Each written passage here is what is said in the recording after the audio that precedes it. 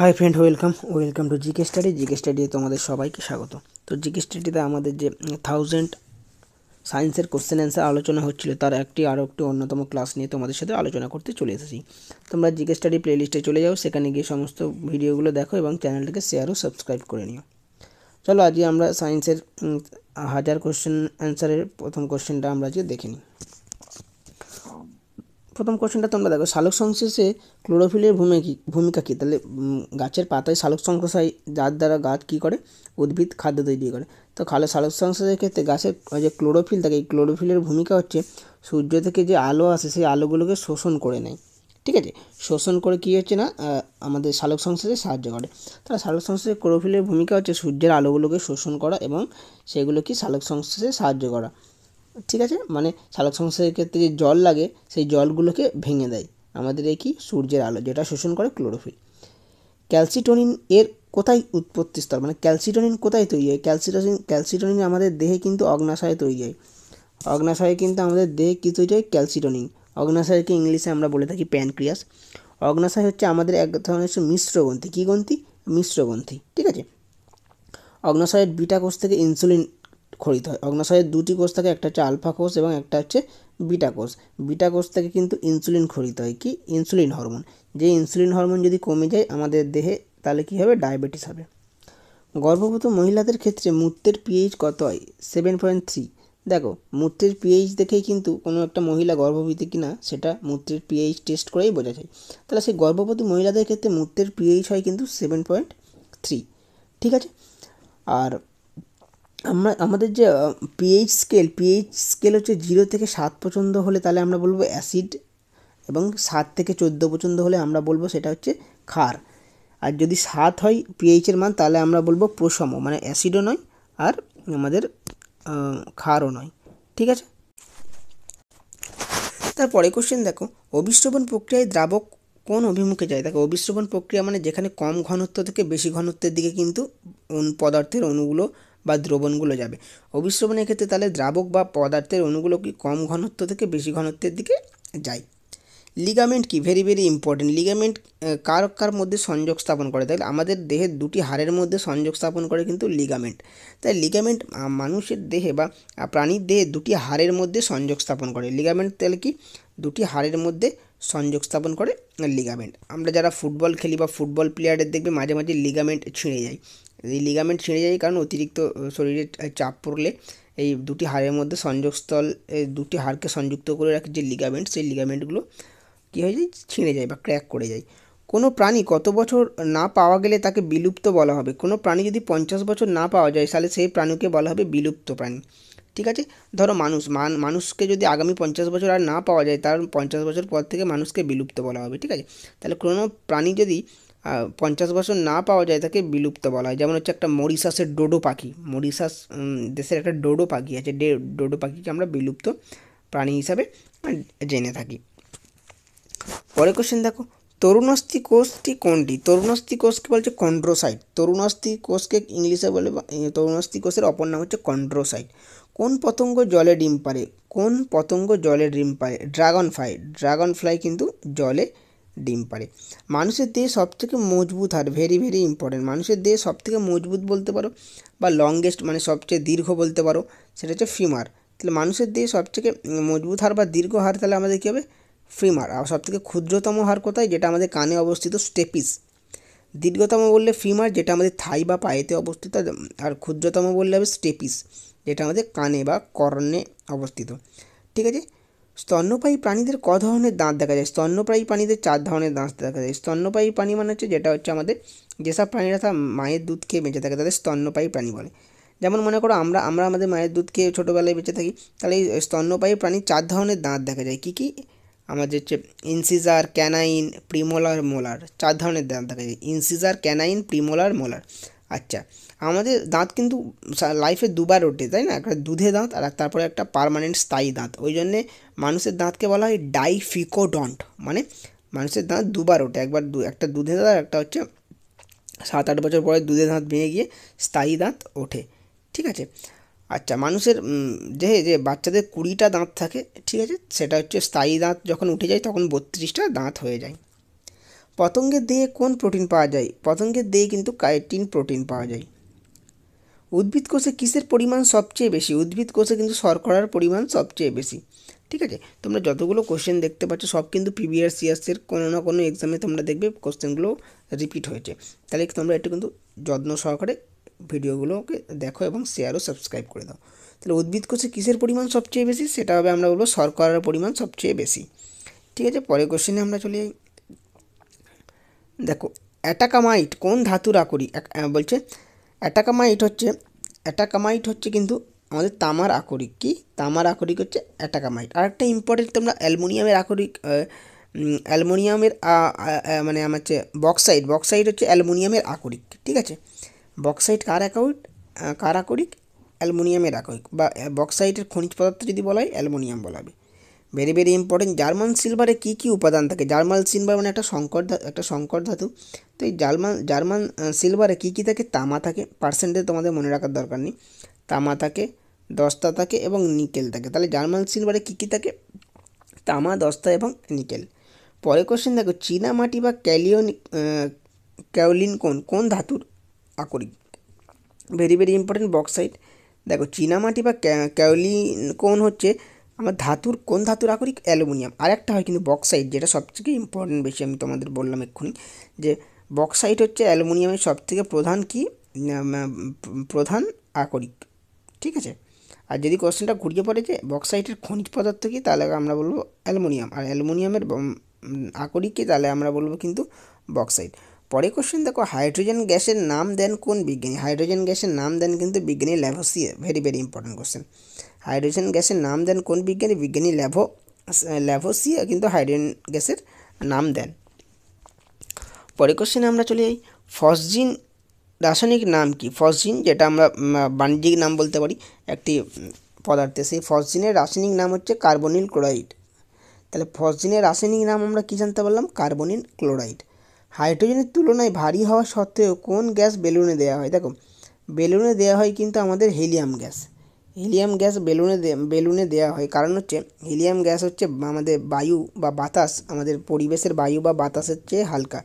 তো helium gas পরিবেশের বায়ু বা বাতাসের চেয়ে হালকা হওয়ার কারণে তোমরা লক্ষ্য করে দেখবে, যখন বেলুনে হিলিয়াম গ্যাস দেওয়া হয়, বেলুন যদি আমাদের হাত থেকে ছেড়ে যায় দেখবে আকাশে উড়ে চলে যায়, তাই না? কারণটা হচ্ছে বায়ুর চেয়ে যেহেতু হিলিয়াম গ্যাস হালকা, ওই জন্যে ছেড়ে দিলে হালকা বলে ওপরে উঠে চলে যায়। তাহলে বেলুনে কোন গ্যাস দেওয়া থাকে? Helium gas.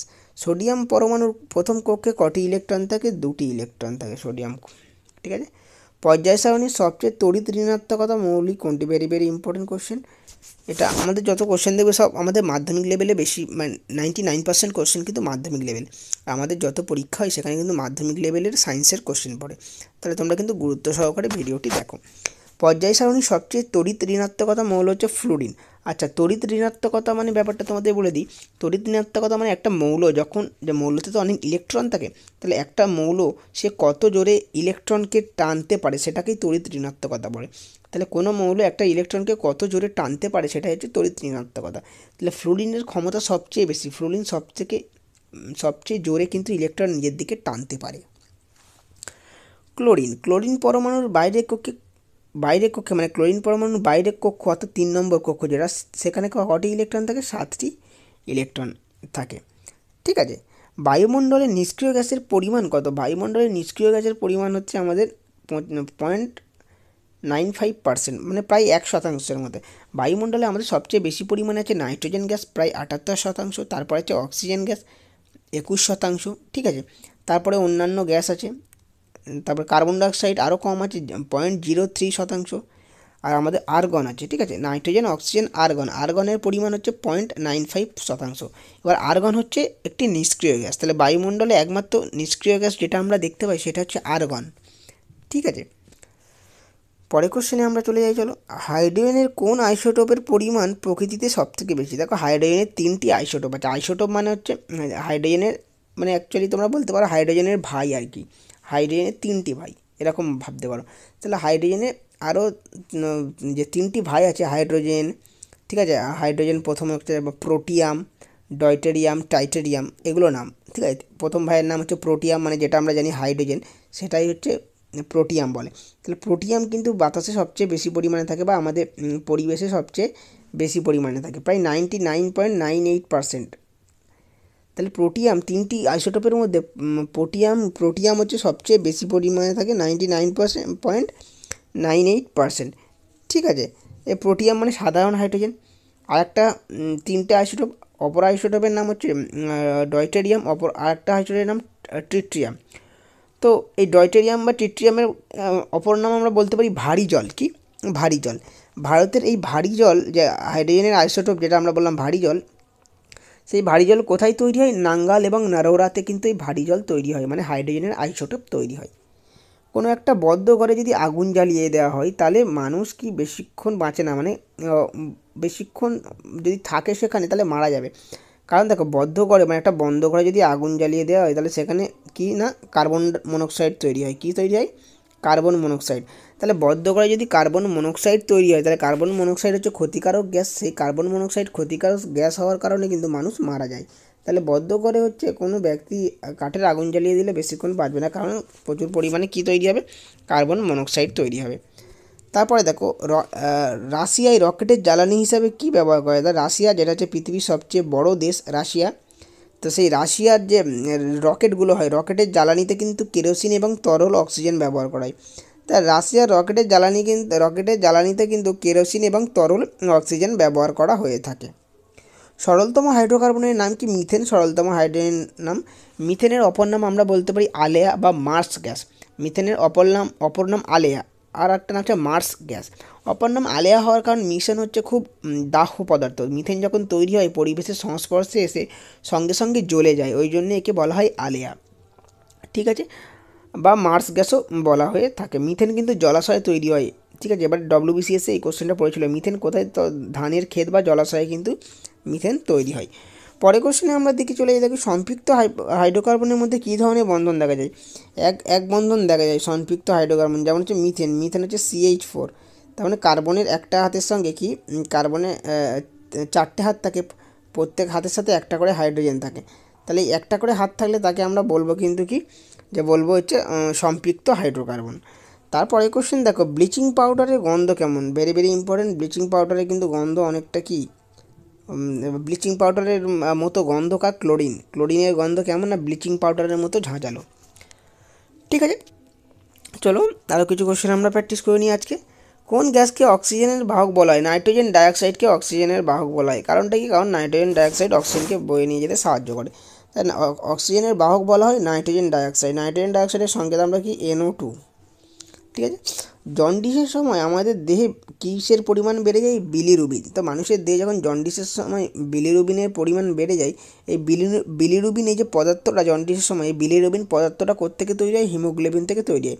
তাই আমাদের আরবিসি মানে রেড ব্লাড সেল, যাকে আমরা বাংলায় বলি লোহিত রক্তকণিকা, লোহিত রক্তকণিকার মধ্যে হিমোগ্লোবিন থাকে। সেই হিমোগ্লোবিন ভেঙে কিন্তু বিলিরুবিন তৈরি হয়। তো এই বিলিরুবিন কিন্তু জন্ডিসের সময় আমরা কি আমাদের শরীরে বেড়ে যায়। তারপরে দেখো, কার্ল লিনিয়াস কত সালে জেনেরা প্লান্টারাম বইটি রচনা করেন? জেনেরা প্লান্টারাম বইটি রচনা করেন তো কার্ল লিনিয়াস, যেটা হচ্ছে 1737 সালে। স্কারভি রোগ, ভেরি ভেরি ইম্পর্টেন্ট। স্কারভি রোগ কী কারণে হয়? স্কারভি রোগ যখন আমাদের দেহে ভিটামিন সির পরিমাণ কমে যায় তখন আমরা কিন্তু তাকে কি আমরা বলতে পারি যে স্কারভি রোগ হয়ে থাকে। ঠিক আছে, ভিটামিন সি এর রাসায়নিক নাম হচ্ছে অ্যাসকর্বিক অ্যাসিড।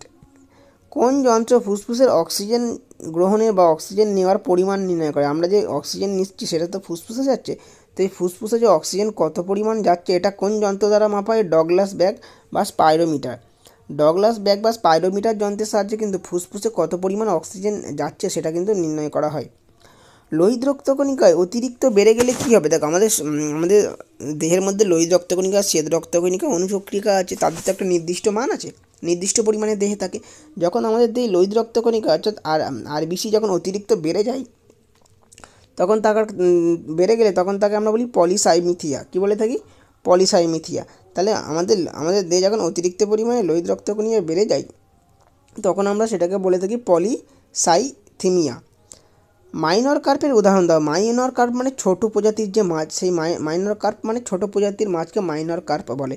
তো মাইনর কার্পের উদাহরণ হচ্ছে বাটা মাছ, পুঁটি মাছ, এগুলো হচ্ছে কিন্তু ছোট প্রজাতির বা মাইনর কার্পের উদাহরণ। পরের কোশ্চেনটা দেখো, ভেরি ভেরি ইম্পর্টেন্ট। বাঘ মশা বলা হয় কোন মশাকে? এডিস মশাকে। এডিস মশাকে বাঘ মশা বলা হয়, ঠিক আছে। এডিস মশার বিজ্ঞানসম্মত নাম হচ্ছে এডিস ইজিপ্টি। Aedes aegypti. এবং এডিস মশাকে বাঘ মশা বলা হয়। এডিস মশার কারণে কিন্তু ডেঙ্গু রোগ হয়। কী রোগ হয়? ডেঙ্গু রোগ হয়, ঠিক আছে। আমাদের ম্যালেরিয়া রোগ হয় কিন্তু আমাদের হচ্ছে অ্যানোফিলিস মশার কারণে, স্ত্রী অ্যানোফিলিস। সবসময় মনে রাখবে, মশা যে মানে পুরুষ মশা কিন্তু আমাদের বাইট করে না, কামড়ায় না, তারা ফলের রস খেয়ে বেঁচে থাকে। স্ত্রী অ্যানোফিলিস কিন্তু বা স্ত্রী এডিস মশা এরা কিন্তু আমাদের বাইট করে এবং রোগ ছড়ায়। তাহলে এডিস মশা ডেঙ্গু রোগ ছড়ায়, আমাদের অ্যানোফিলিস মশা হচ্ছে ম্যালেরিয়া রোগ ছড়ায়, আর কিউলেস মশা হচ্ছে ফাইলেরিসিস বা গোদ রোগ ছড়ায়, ঠিক আছে। পশ্চিমবঙ্গে এখন ঘরে ঘরে একটা বিদেশি মাছ আমরা দেখতে পাই। তাহলে আমাদের ওয়েস্ট বেঙ্গলে একটা বিদেশি মাছের প্রচলন খুব আমরা দেখতে পাই। সেই বিদেশি মাছটা হচ্ছে কি না, সেটা তেলাপিয়া। তাহলে তেলাপিয়া মাছ আমরা সবাই জেনে থাকি। আমাদের বেশিরভাগ পশ্চিমবঙ্গে সবচেয়ে বেশি যে বিদেশি মাছ ইউজ হয় সেটা হচ্ছে তেলাপিয়া। বিপন্ন প্রজাতির উদ্ভিদের নাম বলে, যে মানে যে উদ্ভিদ আর এখন দেখা যায় না। বিপন্ন মানে দেখা যায় না বলতে খুব অল্প পরিমাণে দেখা যায় আর কি। সেটা হচ্ছে ঘৃতকুমারী। ঘৃতকুমারী উদ্ভিদ কিন্তু আর তেমন দেখা যায় না। এটা হচ্ছে বিপন্ন প্রজাতির উদ্ভিদ। মানুষের শরীরে সবচেয়ে ছোট গ্রন্থি কি? মানুষের শরীরে সবচেয়ে ছোট গ্রন্থির নাম হচ্ছে পিনিয়াল গ্ল্যান্ড। মানুষের শরীরে সবথেকে ছোটো গ্রন্থির নাম হচ্ছে পিনিয়াল গ্ল্যান্ড বা পিনিয়াল বডি, যেটা আমাদের ব্রেনের মধ্যে থাকে। তাহলে মানুষের যে সবচেয়ে ছোটো গ্রন্থির নাম হচ্ছে পিনিয়াল গ্ল্যান্ড। আর সবচেয়ে বড় গ্রন্থি আমরা বলতে পারি থাইরয়েড। এটা কিন্তু এবছর WBCS 2023-এ পড়েছিল। মানুষের যে সবচেয়ে ছোটো গ্রন্থি পিনিয়াল গ্ল্যান্ড, এবং তার সাথেই ছিল সবচেয়ে বড় গ্রন্থি সবচেয়ে বড় লার্জেস্ট অন্তঃক্ষরা গ্রন্থি আমরা বলেছিলাম। কী হবে?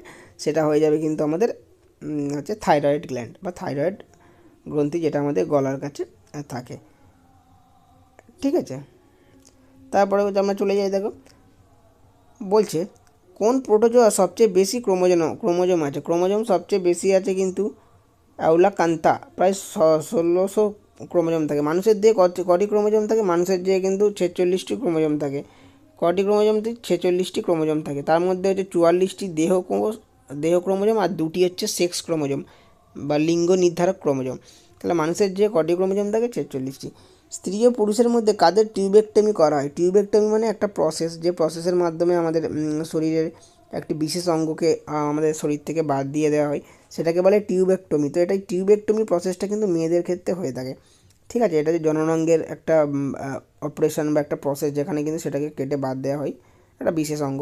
তো স্ত্রী ও পুরুষের মধ্যে টিউবেক্টমি ঘটে থাকে কিন্তু মহিলাদের ক্ষেত্রে। হেপাটাইটিস বি যে ভাইরাস, সেই হেপাটাইটিস বি ভাইরাসের যে হচ্ছে ওখানে কিন্তু হেপাটাইটিস বিতে কিন্তু ডিএনএ থাকে। কী থাকে? ডিএনএ থাকে। তারপরে দেখো অ্যাপোড এই যে কথাটি, এই কথাটির মানে কি? এ থেকে হয় অ্যাংজাইটি, বি থেকে হয় ফোবিয়া, ও থেকে হয় অবসেশন এবং ডি থেকে হয় ডিপ্রেশন। তাহলে অ্যাপোড কথার সম্পূর্ণ অর্থ হলো অ্যাংজাইটি, ফোবিয়া, অবসেশন এবং ডিপ্রেশন। তো আজকের জন্য আমাদের এই পর্যন্ত সায়েন্সের হাজার কোশ্চেন অ্যান্সারে অন্যতম ক্লাস তোমাদের সাথে আলোচনা করলাম। অবশ্যই যদি চ্যানেলটিকে ভালো লেগে থাকে এবং ভিডিওটিকে ভালো লেগে থাকে, চ্যানেলটি শেয়ার ও সাবস্ক্রাইব করে দিও। দেখা হচ্ছে তোমাদের সাথে নেক্সট ক্লাসে।